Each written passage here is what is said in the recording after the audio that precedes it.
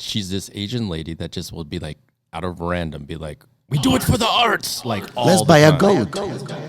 I don't know. I don't know anything about this.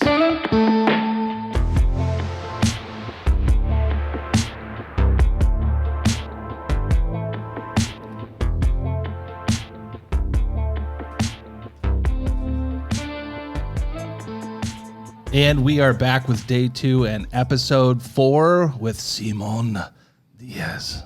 How was that? Is that better than me saying Simon Diez? Yeah, How was my Spanish accent? Was it good? really bad. All right, give me At least some. he's honest. How do I improve? Where was it bad? It's like we put the accent on the O, like Simon. Simon. Yeah. Is that better? Sounds Simon. way Because better when you make it said look long, it's like Simone. So like a French girl name. Yeah, Simon. Yeah. You sound really Yeah. sexy with He Simon. sounds good. Yeah. Or Simon. Yeah. He's saying you're dragging it out too far, though. Oh, I'm dragging it out too far? Yeah. You're making it sound like a French girl's name. What's wrong with that? Because he's not a French girl. But I mean, but- I'm looking at him. I don't know. He could be. I'm pretty sure he's not. If you squint. Simon, thank you for joining us today. I'm actually really excited to get into your work because we've kind of known of each other for several years. We actually just met in person for the That is first correct. time down in Nashville at PPA just a couple months ago. And I want to get into your work, and I want to get into the story of your come up. And before we forget, also joined with David the Doctor, Private Parish. I'm always the last one to be introduced at this table. Always. How dare he you. almost always forgets about me until like That's 10 minutes into that's the a thing that I have going on. I want to keep it going and see how long I can get before it's like super awkward. like the 30-minute mark when he's yeah, like, like 30, yeah, and also David's here we're with too. David. Yeah, I forgot. yeah, it's a thing. Yeah, that's cool. All right, so I got a little bit of this story down in Nashville, but how did you get into photography? It was pure accident, actually. My mom came here to the U.S. when we were little kids. My sister and I was 10, my sister was 5. And my grandma used to take us to a photographer, so this guy take pictures of us so she can send to my mom. And my grandma, she used to pay everybody with coins, but that guy was the only guy she paid with bills, right? And I was, okay, it must be a nice job. He's the only guy who has a car and a really, nice house here in town. And I got them, why don't you buy me a camera and take the pictures? So my grandma was, yeah, someday when you grow up, you're going to have your own camera and you can take my pictures. So I got it on the back of my head. And then when I came here to the U.S., I always tried to have a camera with me, right? Since I was a little kid. Like, I like to take pictures of bugs or flowers or sneakers or whatever. But when I came here to the U.S., I started working in a pawn shop. And, I got access to a really good deals. And my boss told me once, hey, why don't you buy this camera for this much? I was like, I saw the tag, was like, hell no, I got already a camera, spent like $40. To me, it was already expensive. That was a Nikon 5200, and she wanted like $700 for it. I ended up buying it for $300, including taxes. So that was my first camera, and I had no clue how to use the camera at all. So in my head was, the pictures you saw online come straight out of your camera like that. So I didn't know about editing, I didn't know about the composition, I didn't know about f-stops, nothing. My wife actually gives me a tutorial about this guy, Frono Photos. Charlie Pauling. Yeah. So he bought me tutorial. Photo.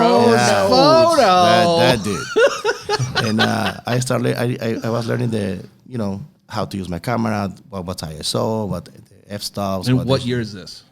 That was 2015. 2015. Yeah, my wife and I didn't have my kid yet. So. And you're in Seattle at this point, or Washington? Where? Yeah, I was in Washington. I was in Bothell, Washington. So frustrated again, I dropped the camera. My wife gets pregnant, and life happens, and we bought a house. We moved, and on the moving was the camera right there. And I was, I don't know if I should use the camera or should sell it back. My wife says, the hell you want to sell it back? You want to learn how to use it, so learn how to use it. And that's how I started my career, with a tutorial, and my wife telling me you have to use the camera. That's how So you were ordered by your wife. Yeah, your wife's like, get to busy. Figure it out. Yeah. So when did you start getting paid for photography? 2019, January 2019. Okay. So 4 years you're kind of shooting on the side while I was just having fun. starring in Pawn Stars? Yeah. You at a pawn shop the whole time? Yeah. All right, let's talk about the pawn shop real quick. Let's take a slight detour. Pawn shops are crazy, right? It was There's some crazy, crazy dude. shit happening. This Give me the craziest story at this point. I got a speed on. I got been calls. I've been called from A to Z. Actually, we had a notebook. Like somebody calls somebody, we just were like, okay, that's a new one. And we just write down the insults. And when somebody says, oh, that's a new one. That's interesting. What that means? Like we piss off people that was so. Is this because you're just lowballing people? They want way more than what you're giving them? They're unrealistic demanding. Like for example, they want a PS3 that we sell for $60. They want $300 for a piece. It was like, that ain't gonna happen, bro. It's not 2003, you know. Yeah. So you're working at a pawn shop and then just kind of shooting for yourself in between, finding shoots? I was just shooting and learn how to use my camera. And actually, my wife came with this group shoot on Seattle. That's what I meant. And she said, well, there's people here that require photographers. And I, for an entire month. This lady's crazy. She's amazing, but she's crazy. She's as amazing as crazy she is. I love her. She's just like she's this Asian lady that just will be like out of random, be like, we do it for the arts, like all the time. Let's buy a goat. I don't know. I don't know anything about this. I'll say, I only knew her because I flew up to Seattle because my wife was doing some work. And so like, I was just like, I'll go along. And we have another mutual friend, Laura, who was like, you have to meet this lady. She'll basically style all of your shoots for you. And I was like, okay. And she's like, and she has a daughter who will model. And I'm like, okay. And so like, I go over to their house on the military base at that time, like go over to their house. She's an amazing human being, but totally off the chain. Like she has their garage was like from ceiling to floor stuffed full of props and clothing, and like she had hoarder. She just had dresses, like styling, like real expensive stuff, really cool really stuff. like she has spent a ungodly amount of money, I think, on clothing, and now she's got to pay to store it. I don't know. He would have no better. That's the one bad thing a lot of people don't think about when you start acquiring a lot of gear. Well, if you got to move, or you just don't have the space, it costs a lot of money to keep gear. It was pretty amazing. Like she styled my shoots and got me models and watched my kid while I went and shot in the middle of Seattle. She's incredible, but she's just like, we do it all for the arts, like all the time. She's off to jail. What else would you be doing Shout it out for? to Annie. Yep. All right. She's awesome. Is that what you're doing it for? The arts? Yeah. I was having fun in that people were saying, hey, looking for a photographer here in Buffalo. And I was, hey, I'm trying to learn. Can I go and take your picture? And he says, no, you have portfolio. We don't know you. And yada, yada. So I started shooting my wife, my mom, my son. And that was it until August 17, I remember. This girl answered. She says, I'll go to Marysville to take, you can take my pictures. My pictures sucked. That was the first time actually we used artificial lighting. And that was terrible. I still got those pictures. And I'm going to show you one of those. That was so bad. I feel so bad for the girl now. And well, that's part of the process, though. Everyone goes through that. Like, no one just skips to instantly being good.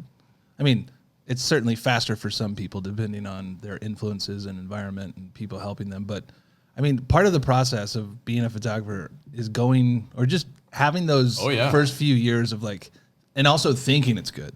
And that's where that's where the real growth is. It's like thinking it's cool, you're having a good time. Like you don't know how bad you are. Yeah, and you just don't know what good is or why. Yeah. Well, And then you look back like almost every year. And it's almost a thing that just keeps happening. Every year you look back on like your work from a year or two ago and you're like, Jesus. Or like a week ago. Yeah. Like you edited something and you look back a week later and you're like, or even 2 hours. Sometimes you edit something and then you go and take a break, and when you come back, I don't like colors. Yeah.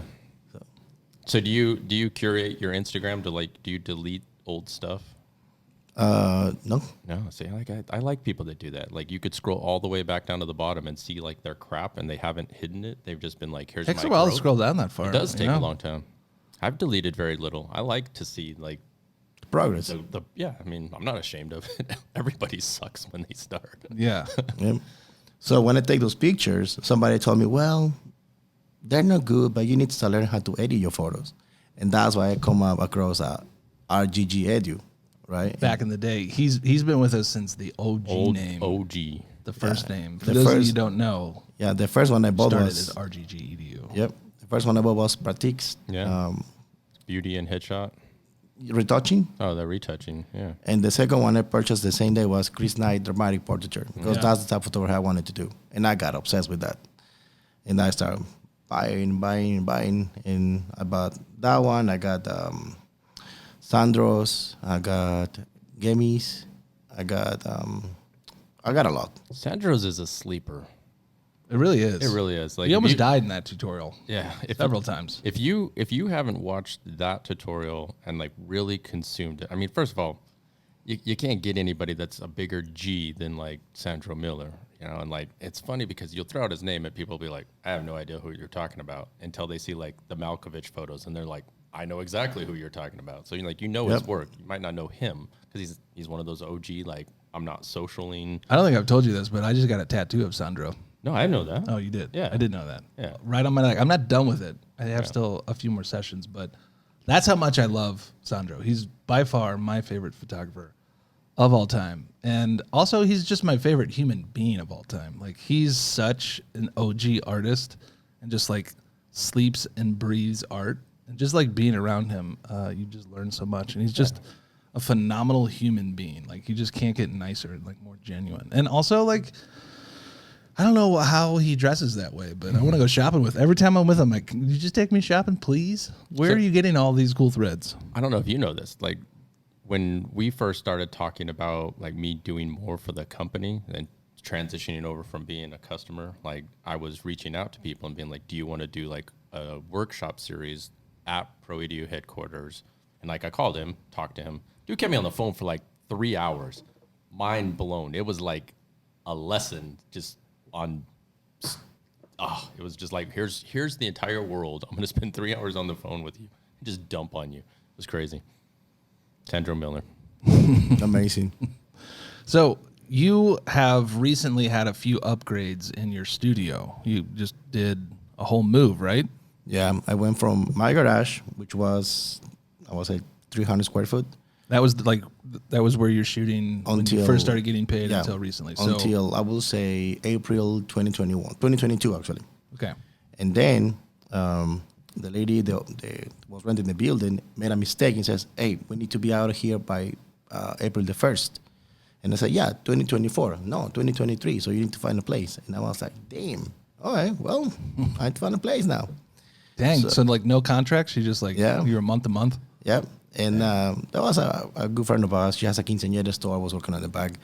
And What's a quinceanera store like? they What's in said there? dresses. I know and what it is, but- shoes. Cupcake dresses. So it's just full of dresses. That's actually a cool Yeah. place to put it. Cupcake Yeah, dresses. they're cupcake dresses. They're huge. Yeah. Huge. I missed out on this. I like this. I like this part of that culture, the quinceañeras. It's really cool. I mean, you could I want to have come one. to downtown El Paso. Like there's like 9,000 quince shops like Oh, everywhere. it's quince shops. That's yeah, like the well, short I mean, version. yeah. We don't call them like. I mean, hardly any time does somebody say quinceañera. They always say quince. So are you gonna throw one for your kids, or is this like can't do it? Not part of the club. So I've asked this question a lot. Maybe you could give me some insight. So I live in a predominantly Hispanic Mexican culture, and I have a daughter, and I think like with her growing up in the same culture, like all of her friends are gonna have quinces. Like, what happens when she comes to me and is like, I want to have a quince, and I'm like, Appropriation. Can't do it. You're not Mexican. Like, how does that roll? Like, I don't know. I haven't got there. I have a few more years. Is it to only a figure it out. Mexican thing, or is it a? that just Latino? it's a like South. It's like yeah. Spanish. Yeah. Okay. Yeah. All right. Back to you. So you're building out, and you have a much bigger, more Yeah. appropriate studio. And now we got a 2,500 square foot studio that it's like 3 blocks from the old one. This is the new one. Yeah. Are you it's- all right? So are you worried at all? Is the overhead like a lot more? Or are you like, It's huge. what about the overhead? The costs? The cost like double or triple, or is it No, about the same? I used to pay $1,400 for the 3 rooms I have on the quinceañera store. I'm paying now about $2,500 including services for the new one. All right. So I'm good. So there's not much. So how are you making money now? Where are your clients coming from? Portraits. So all local people just looking to get their own kind of Yeah. own portraits. What's the age range of your clients? Is 40 it plus. 40 plus. Yep. All right. So what kind of is it male, female? Female mostly because I was running a campaign 40 over 40. And until that, until that campaign, I was charging like really low. Actually, last year I came here and I got my ears pulled with a lot of people saying, you're charging too little. Because my package used to be like, $800, including hair and makeup for I don't know how many pictures, because my money was mostly on my traveling workshops, mostly than in the studio. I was shooting portraits just for fun. But people asked me once, hey, can you teach me lighting? I was, sure. Can you teach me this? Sure. And I started getting paid for that. So I didn't pay attention to focus on doing it in my studio and charge more in my studio. So with the new place, my wife says, hey, so we need to pay this, and we pay the house. And so we start using the place, not as storage. But So it sounds like his wife is Yeah. the brains of she's this the boss. operation. Yeah, for she's the sure. boss. So we spent quite some money on the campaign, and So this is So how did let's you talk sp- about- when you talk this about is a spending Facebook money? campaign? Yeah. yeah, So you're running ads. yeah. So how did you learn how to run ads? A lady called Dina, she helped me. I paid like $10K for all the stuff, and I got my money back in 1 week. Yeah. Wow, yeah. So before that, did you do any advertising Nope, at all? So you, not at all. and this is up until what, 2000 and what? Until October last year. So October last year, people are just finding you through your website and social media. No money on advertising. So how much has your revenue increased since you've started running ads? So let's say yearly, I used to make a photographer like I would say 10K per year, and now I go to like 25 a month. 25K a month. So that's what your total revenue coming in. Yeah, average. And most of it is directly from ads. Yes. That's amazing. That's Are you just like fucking thrilled to death? I was like, what the hell is this? We weren't ready for that. yeah. Yeah. So So it's kinda- do you have people in your studio helping you, or are you doing? Oh yeah, I everything? got a team now. I got a makeup artist, hairstylist, my wife. I got an editor. I got an assistant. So you don't do your own editing anymore. No, I had to send it. I had to outsource it. Do you like editing? Be I honest. hate editing. So you hate editing. Why do you hate editing? It takes too much. For example, I don't like the wrinkles on the clothes, and that to do that, Yeah. right, with frequency separation, it can take you 10, 15 minutes maybe. Yep. Now imagine 24 pictures. Now imagine Iron. that. Hey, you ever heard of an iron? Get an iron out. You didn't know. have that problem to begin with. Yeah, we got is You want to kill me steamers. by the time this is over, don't you? No. We got to now. Actually, as fun as it sounds, everything that we as customers we start improving to the studio. Now we got one hanger that with a steamer and one hand steamer, so we got two there in the studio. Yeah. Steamer's where it's at. Yep. For sure. So it's been amazing. I'm almost done with my first campaign. I'm dropping two more now. We're gonna change the name to 40 or 40 to something different. And we wanna drop one. It's called This Is Love. It's for couples. Oh, cool. All inclusive. Are you gonna completely drop the first campaign and start the second one? Or So are you the, gonna, like, the, just the first overlap campaign them? was a tryout. We make a lot of mistakes. Yeah. Again, that was my first campaign ever, and it was a roller coaster. So far, so good, but we want to change everything. Now we have to contract a lawyer with different type of contracts. So it's a huge change, but I think it's going to be more organized, and we bump our price. Yeah. Because everybody was, oh my God, I love your biggest package. And I was like, why are we selling the biggest package? We should sell this one right here. And maybe your price, so raise it up a little bit. So are your prices public on your website? Yes, they are. Have they always been? Or do No, I posted the March the 1st this year. you think that it's easier for customers to contact you, or did you see a change when you started publishing your pricing? Actually, my wife was kind of scared when we bumped the price, and people so far is buying. Nice. Since with the new place, we got new pricing, and everybody's buying. So how do you break down? You have session fee, and then it's per photo, and then are you No, also session doing the- fee is $400, includes hair and makeup. That money, pretty much, I don't got anything because it goes to my makeup artist, my hairstylist. That's their money. Yeah. And then I said my package goes 6, 12, 24. 6 pictures is $1,500. 12 pictures is $2,500. 24 pictures is $3,500. After the 24, every 10 pictures $1,000. Got it. And people get the digital version, or they then have to also They buy got prints? both, digital and prints. Digital and prints. And if they want to buy wall art, well, we got the wall art starting at I think like $700 and up. He's All pretty good. where are you He's putting? nailing this so far. Where are you getting everything printed? You guys doing it in house or outsourcing? I work with Pro Prints, Yeah. All right. so they send my prints. Pro Prints is awesome. They're Colorado based, right? Yeah. Yeah. They do a lot of really everything, right? Like everything from metal to canvas? Everything. They're great. I mean, last year I had the chance to meet them, and I walk all around the showroom, and I like them the most. Yeah. So you shopped around for your company here? Yeah. Okay. So you came to WPPI, where we're recording at, and you walked the showroom, looked for a quality that you wanted, and then picked your company that you were going to print with. That is correct. That's awesome. That's a good way to do it. Which canvas versus fine art? What are you selling more of? Like I said, mostly canvas. Mostly canvas. So customers want mostly canvas?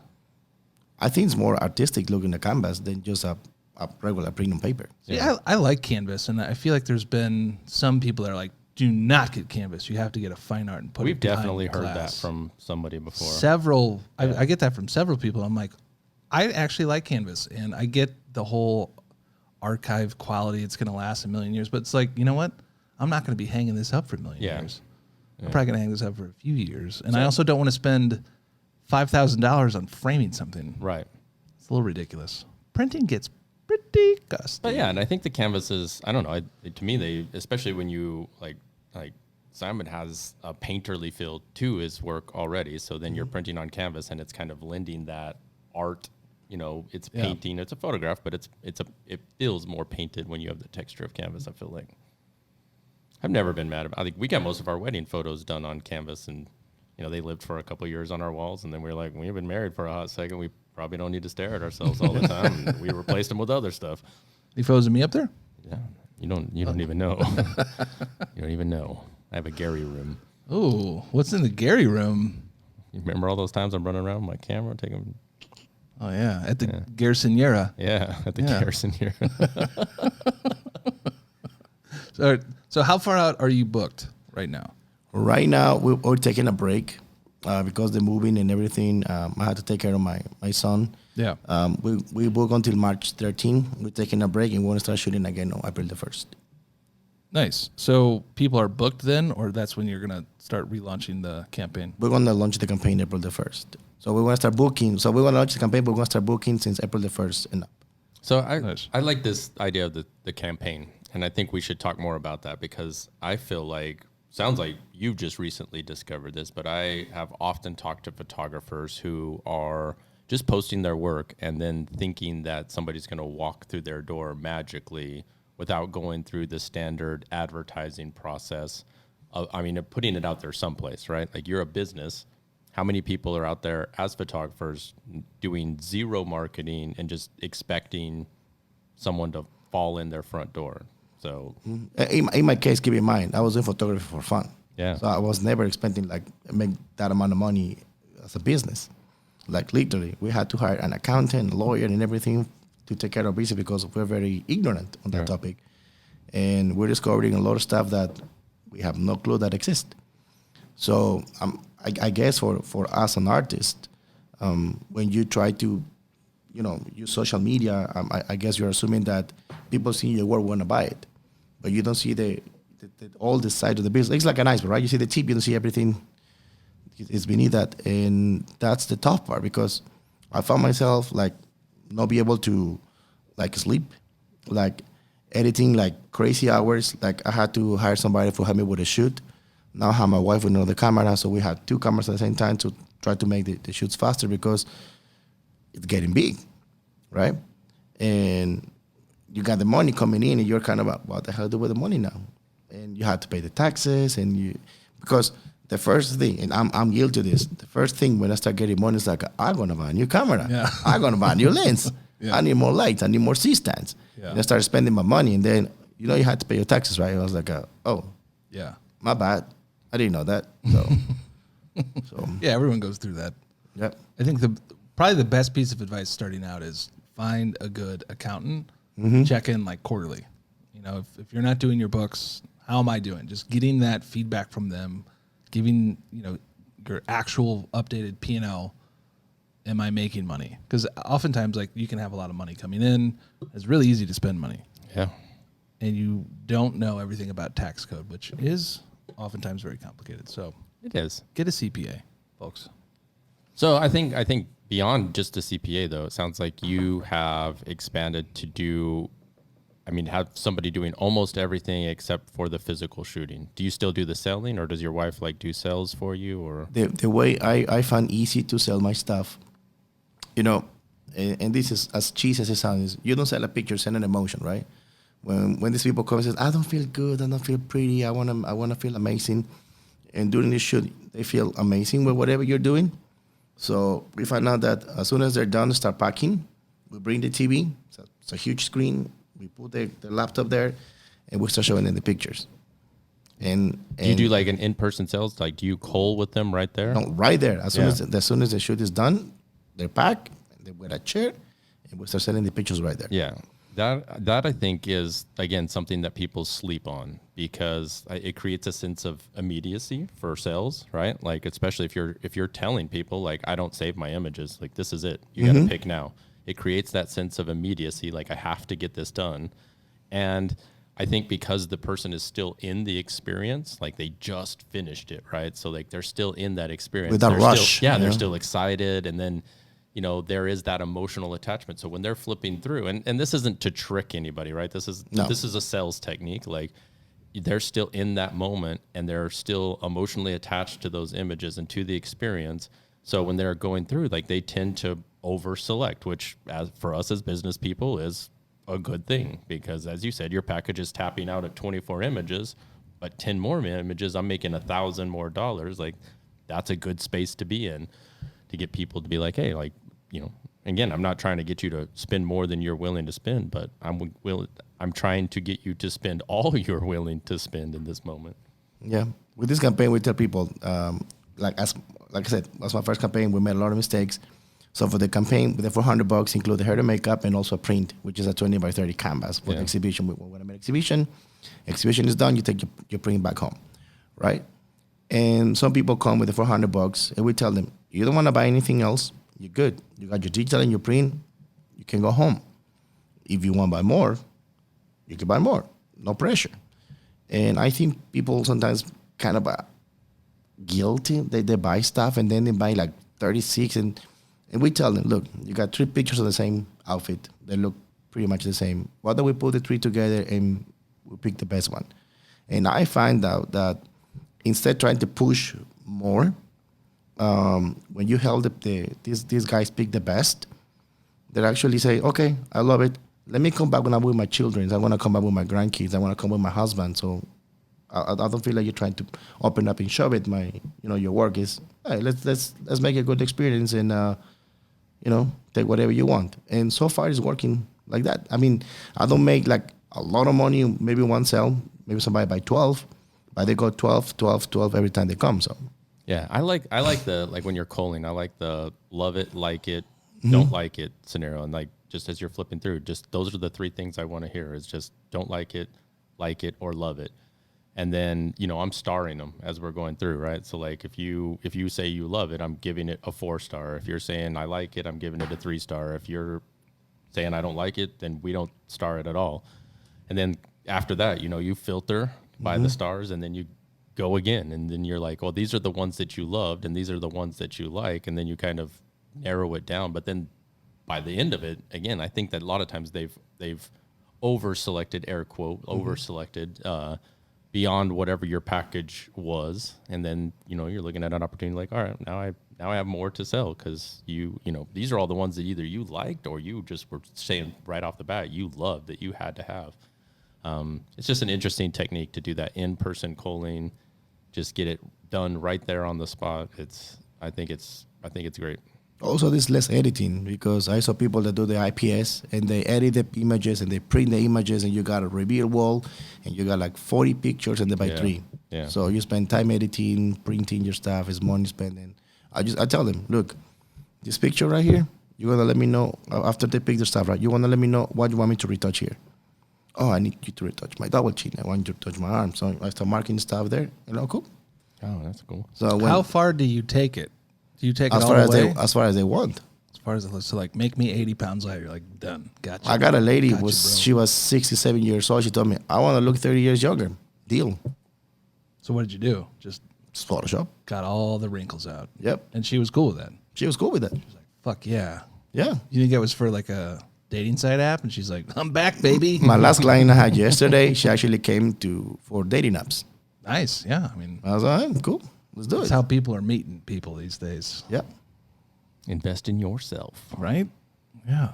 So you've got a lot of different types of photography. I want to talk about specializing and kind of where you're going. So on your site, you've got everything from maternity to kind of like a classical fine art.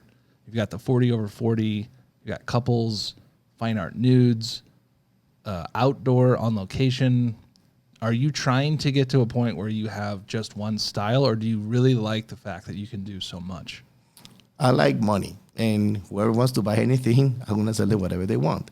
So I try to my work is based on my lighting technique, right? It can be whatever you want. It can be fashion, can be fine art, can be whatever you want to name it. So I try to show diversity of my portfolio and tell people, look, if you want a fine art maternity shoot, I can do that. These are my examples. If you want kind of a fashion maternity shoot, I can do this. If you want to come with your husband and do like a painted portrait, yeah, we can do that. So How did you get into maternity? Because we actually had this conversation yesterday with Diana Robles, and she's a maternity shooter, and we had the question of how many male maternity shooters do you think there are? I wouldn't say I'm a maternity photographer. I can do that. Like, again, to me, everything's about lighting and posing. Yeah. And somebody just throw in the dress and stuff See, like I that. feel like though, like in scanning your maternity gallery, right? Like I feel like it's people are coming because they want your style. They just happen to be pregnant.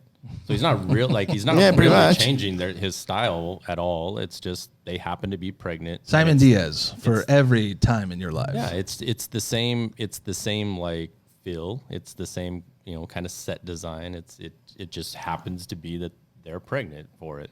Have you tried newborns? No, I'm scared to do that. Yeah. Ugh, They're too so little. delicate. Yeah. Yeah. Little tiny. I fuckers. have children. I don't want to play with other people's.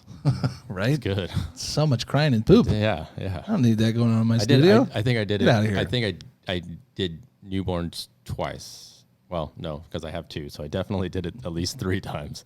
Yeah, they crap and pee on you. I have like zero interest to do that. No, sir. So what advice would you have for people that are maybe just starting out? Like, if you could go back and sit down and have a conversation with yourself, what would you tell yourself back in the day? Have fun, learn as much as you can, and try to always go with a plan of what's going to come next. For example, if you asked me 6 months ago that I'm going to be here talking to you on the podcast on PRO EDU, I would be like, yeah, sure, you're cute, babe. But, I'm not special. yeah. I'm not special. I'm just PRO a EDU guy. is special to me. We've I been mean, talking to you for a while, Yeah. long time. Thank you. Yeah, you were supposed to You got a come to good my vibe. house to come do a workshop, and I know I you couldn't be ghosted to me. Texas. Totally I know. ghosted My me. bad. Yeah. He called me I would about ghost it too. you. But I would ghost you. But he initiated. I can and see then he why you ghosted me. ghosted him. It's a good job. It's dirty. It's dirty. Nasty. So gear or technique? Like, what's more important to invest in? Technique. I told, if you see my website, to me technique is a matter of art. There's no technique, there's no art. When I was a little kid, I was obsessed taking a look at paintings. If you go Van Gogh or Picasso, they got a certain technique that you can tell, that's Picasso, that's a Dumas, that's a Michelangelo, whatever. So, but these people had a defined technique that make the art be whatever it is, right? So if you don't have a technique, if you try to copy somebody else's, you don't have anything proper. So What do you think your technique is? If you were to like try to describe your style or technique, what is it about your work that? I'm a lighting artisan. All right. I'm happy to say that I can make good lighting with anything, everywhere, anytime. Wow, that's bold. Bold move. Bold statement. So I know. what's in your lighting kit? What are you constantly? What's your using the most? go-to? Umbrellas. Yeah. What kind Umbrellas. of? All right. I got from He's the Mary Poppins of photography. I got Photec. I love a Photec. Yeah, I got the 30. I got the 43, 60, and I think it's 26 something like that. I got 3 sizes. Yeah. I got the Westcott. I got Celens. I got Photics. These are all umbrellas. Yeah, all umbrellas. What's the difference between all these umbrellas? Why you got so many? Size. Size. The Size matters. interior. Yeah. This is silver. This is white. If this is parabolic or not. So how many different umbrellas? What are you using the biggest umbrella for? Field mostly or main light. They both depend. Everything I use depend on the situation, right? For example, I can use a big umbrella for field, or I can use it like really close for super soft light. I can use a bulb to make it look like natural light. Whatever. How often are you using the beauty dish? Not very often. I like beauty. I love beauty dish, but my business partner is a makeup artist. We're trying to do more beauty stuff, but beauty dish, if it's a beautiful light, but I don't know, it's not something for me. I'd rather use a bare bulb. What about octas or parabolics? Was in your arsenal? Yeah, on the studio we have almost, I would say, 40 type of modifiers. We got softbox, octagons, deep parabolics, the umbrellas, the domes, the street boxes, both sides, like small, medium, large, everything. What's getting the least attention? What are you using the least? Beauty dish. The beauty dish. So it's just dusty? I on the use shelf. beauty dish mostly for a hair light. Okay. Like I like it. Still soft, but still focus. I would agree. That's what I use it the most. So what is your choice of lighting manufacturer? What do you shoot with? I shoot right now with Godox and Flashpoint. Hopefully, I'm gonna go out on a grave soon. But so what's the like? Why do you have both? it's the same stuff. It's the same It's just stuff. it's different. Literally, it's just different name. Just a different name. One So is one's one cheaper? is what do they call it? It's been One's from Adorama, so like the Godox, the 8600, labeled. just white labeled. yeah. So Godox in the last few years has seemed to become, in my opinion, kind of the new Paul C. Buff. Like Paul C. Buff was like durable, cheap, and you could replace it, good customer service. And I've seen, I don't know, maybe it's been more than 2 or 3 years, but Godox seems to be the new almost everyone, especially if you're starting out. Really reliable. I don't know. I don't own them. they're not expensive. Would you keep using them? Or are you trying to get somewhere else? I mean, I will use them. I feel like the difference between Paul C. Buff and Godox though is like Paul C. Buff was a tank. Godox is disposable. Like it's like if you break one, you're not going to cry about it but you're also not going to get it replaced. Still today, you call Paul C. Buff with lights you bought like 12 years ago, they'll replace it. Like they're the bomb. But Godox is just going to be like, nah, bro. Just go get Just a new go one. get a new one for $100. Are you doing anything with continuous light? Yeah, I do. I got Photix, a constant light. Yeah. And what do you love about constant light versus strobe? Whatever you guys, whatever you see is whatever you get. Yeah. I feel like constant light is making a strong comeback. I love it. I feel like I'm excited about it. with the stronger the LED lights are getting, and especially with the different colors and everything that you can do in a single, you don't have to have gels or anything. You just change the colors. Yep. I don't know. I feel like I'm seeing a lot of artists shifting to like nan light and shifting to the aperture. Then you got Nanolight, you got Stella, Yeah. you got Gicoto now, it's a new one. Yeah. And they all kind of look the same. Are these all coming from the same factory? They're just different labeled? I don't know. I don't know. Some fishy's going on. I don't know what it is. I don't know.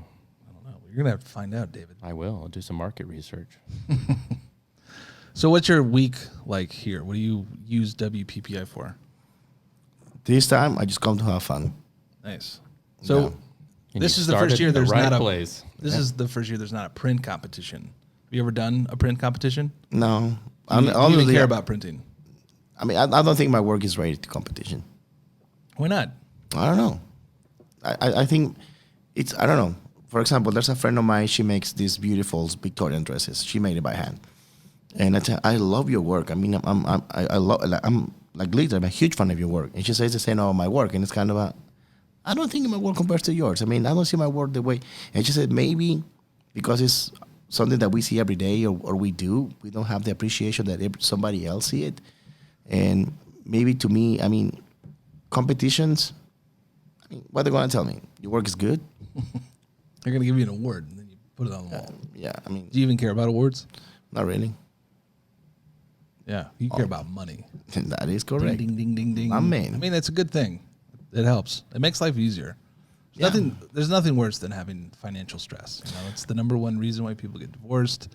Yeah. Obviously, it's the number one reason why businesses fail. But it's a shitty thing to worry about. So it's nice when I'm happy to hear that, you have the options to, start and stop shooting and get better studio, and it seems like things are going really well. I don't want to I don't want to buy a Ferrari. I want to be able, if my son wants an ice cream, be like, hey, let's go for ice cream without worrying about, hey, if we spend $20 here, we don't have money to pay electricity or something like that.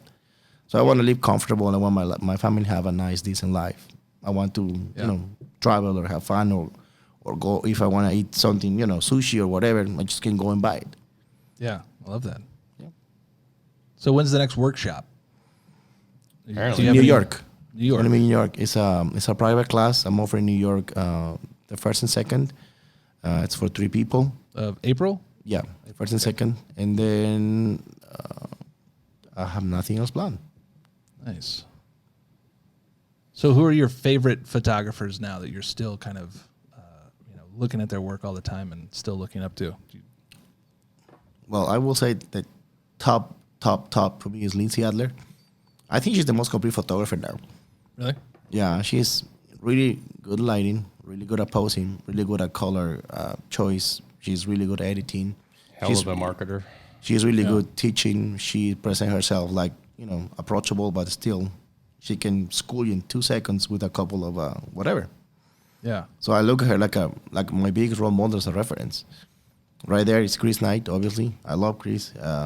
His work is I think I start chasing my work based on Chris Knight's work. And then I would say Annie Lebovitz. I love Mario Testino. He's Peruvian too. I didn't know that. Yeah. Interesting. I should start working a lot more with hard light, try to emulate Mario Testino work. Yeah, I love hard light. Yeah. All right. David, any last questions before we get out of here? Any last words of wisdom? No, I think the biggest thing that if I were listening to this, that I would take from this experience is, and we've actually heard it from multiple people, like Clay Cook comes to mind. He's been telling people for years, like at some point, decide which part of the business you want to do, but also like, don't be afraid to branch out, diversify, build a team so that you can get back to the part that you like to do. If that's shooting, then great, go be the shooter and pass retouching off. If you don't, I think so many of us make the mistake of trying to be our own marketer, trying to be our own business manager, trying to be our own studio manager, trying to be our own makeup artist. And when you diversify that many domains of this craft, you can't possibly be decent at all of them, at the same time. No one has that much space. So I think, the success story that we hear here is like I just wanted to make money, so I gave up some of the control so that I could speed up the process, right? Like if you're, I'm not saying that's your overall goal, but if that is your overall goal, and you just want to be the business person, the shooter, then let other people do the work that they can do, so you can get back to doing what you like to do. I couldn't have said it better myself, David. God, I love it. You handsome son of a bitch. Ugh. All right, Simon, any last words of wisdom? Thank you guys for having me here. Where can everyone go to find your work? SimonDiez.com, spells DIEZ, my last name, and check it out. And I'm gonna start. Actually, we're gonna revamp my website. It's gonna be another 10K, so we can make it more SEO appropriate and all that stuff. Just a lot of investment. People don't notice that. Yeah. When you start getting bigger in business. I saw a lot of my friends, and this is something that you might see with the Latino community. This is what I was trying to put my hands on. Is they got a lot of work, but never got money, and because they think having work every weekend for $1,000 and reinvest the money in equipment is gonna make you a better photographer, but you left your website or you don't have a website or your Instagram is. I'm hiring right now a website developer, social media person. We had an accountant, we had a lawyer. I got one assistant. It's part of the business. If you want to make it big, play with the big boys. Play like a big boy, right? I love that. Successful people delegate. Yeah. I know someone's a little kid. I'm trying to delegate stuff, and if you wanna make money, well, you have to invest money. I'm happy that the people come to see me because I'm Simon Diez. I'm trying to get my name out, and all these clients to come to shoot. And even when my wife is shooting, they have fun, right? But they come to see me. But for me to be there, it's a lot of background that all these tools I mentioned that we have to have on point for be able to sell them. It's not just click it and having a good camera. It's a lot of work. Yeah, absolutely. Well, dude, it's been awesome to see you twice now in a few months. So happy to see you again, and let's have a fun week. Hell yeah. All right, man. Well, thank you again, and we will talk to you soon. Well, that's all for today's podcast. Join us next time for more interesting discussion about the wonderful world of photography and her dark, magical secrets. I'm fascinated with Instagram. It's such a simple construct. Just take a picture and post it on the internet. The other day, I took a picture of my neighbor's pet rabbit. He told me not to post it, but, I did anyway. Wow.